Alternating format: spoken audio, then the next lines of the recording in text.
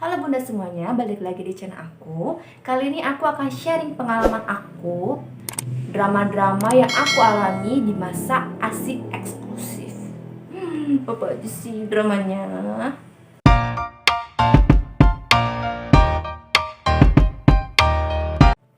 Untuk dramanya sendiri tuh sebenarnya ada segudang drama ya. Setiap harinya tuh ada aja dramanya. Pokoknya selama 6 bulan itu full of drama.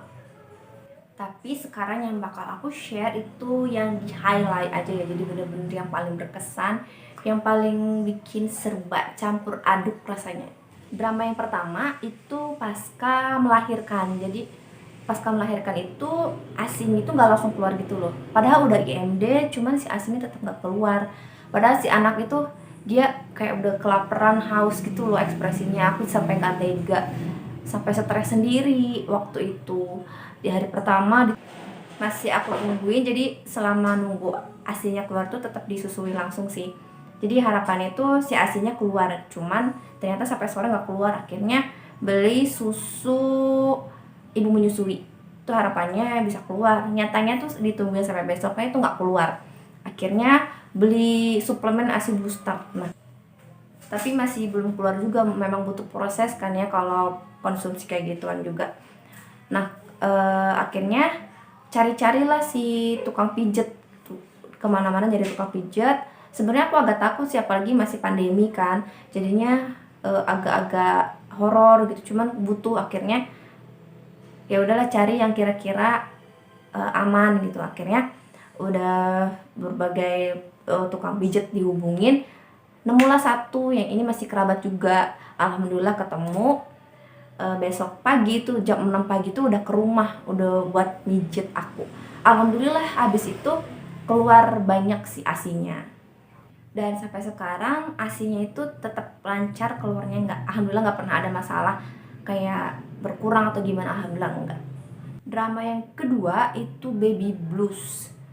Itu nggak langsung baby blues ya, aku tuh jadi kayak ada waktu beberapa hari, seminggu apa ya, itu baru baby blues. Karena memang kayak akumulasi perasaan yang berkecamuk, akhirnya aku mengalami baby blues, kayak suka nangis sendiri, di pojokan nangis kayak gitu. Dan yang jadi sasaran itu suami, karena gak tau kenapa tuh kalau sama suami tuh kesel aja bawaannya. Memang itu hormonal juga kan ya, jadi kita tuh kayak merasa sendiri, kayak pas malam-malam kita bergadang nyusuin anak, dia malah bobo gitu, kayak itu bikin kesel. Kayak hal-hal kayak gitu sih sebenarnya. Dan baby blues ini tuh lumayan agak lama gitu loh, aku selama beberapa minggu ngalamin baby blues ini. Akhirnya setelah ngobrol dari hati ke hati sama suami, akhirnya ya, alhamdulillah baby blues itu kayak berkurang dan akhirnya hilang.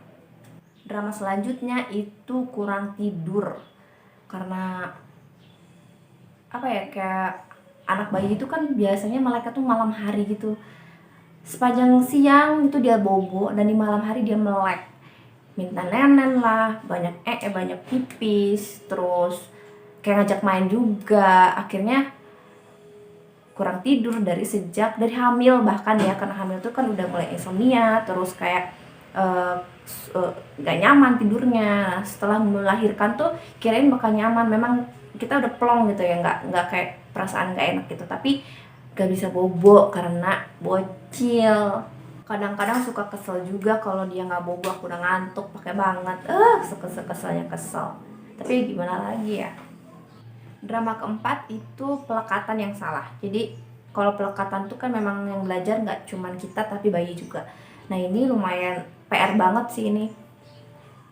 Dia tuh kayak susah, apalagi payudaranya nggak besar, jadi agak susah gitu saat menyusui.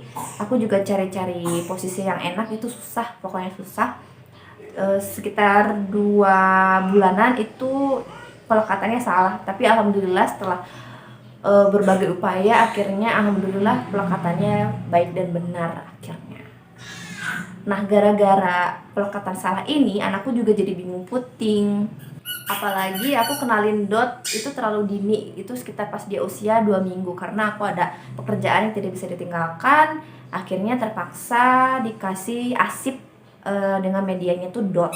Nah gara-gara pelekatan yang salah tadi, terus juga dikasih dotnya terlalu dini, akhirnya dia bingung puting.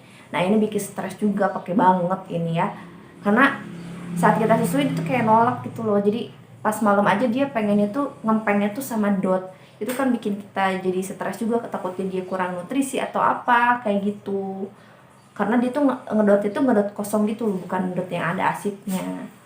Untuk drama bingung puting ini kayaknya tuh sekitar 5 minggu sampai 2 bulanan gitulah dramanya. Alhamdulillah setelah melakukan berbagai upaya, anakku akhirnya bisa menyusu DBF terus gitu, dia nggak mau dot bahkan. Drama selanjutnya itu anakku yang menyusunya itu kuat sekali, dan dia juga suka ngempeng kalau misalnya lagi tidur itu. Jadi kita tuh harus standby di samping dia, pas dia kayak cari pengen nenen itu harus standby gitu, kalau enggak itu dia nangis kenceng-kencengnya. Jadinya kadang suka susah buat melakukan aktivitas lain kayak beres-beres atau nyuci atau apa, itu susah karena memang dia itu pengen ditemenin terus. Itu juga lumayan menghambat aktivitas lain sih. Akhirnya beres-beresnya itu nunggu suami pulang baru aku beres-beres, karena biar ada yang megang anak aku.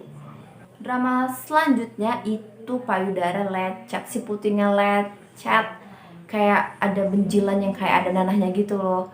Itu tuh sakit pakai banget pas dia menyusu langsung. Tapi ya gimana lagi ya, anaknya kan lapar pengen nenen ya, akhirnya tetap disusui aja gitu. Alhamdulillah sih kayak beberapa hari itu dia sembuh sendiri. Aku nggak pakai apa-apa sih, bener-bener lewat sering disusuin langsung, alhamdulillah sembuh. Tapi memang pas menyusuinya itu nikmat nikmatnya. Terus aku ngalamin mastitis, ini bener-bener nggak nyaman banget sih mastitis ini, dan aku ngalamin sampai 2 kali. Mastitis yang pertama itu kayak satu payudara aja, nah mastitis kedua tuh payudara yang sebelahnya, jadi kayak berturut-turut, ini nggak ada jeda sama sekali. Itu lumayan bikin nggak enak, bikin sakit. Terus aku juga susah buat nyusuin karena sakit-sakitnya.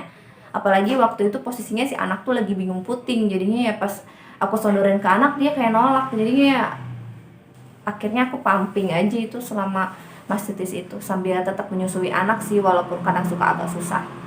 Aku juga kayak kompres terus istirahat selama mastitis itu.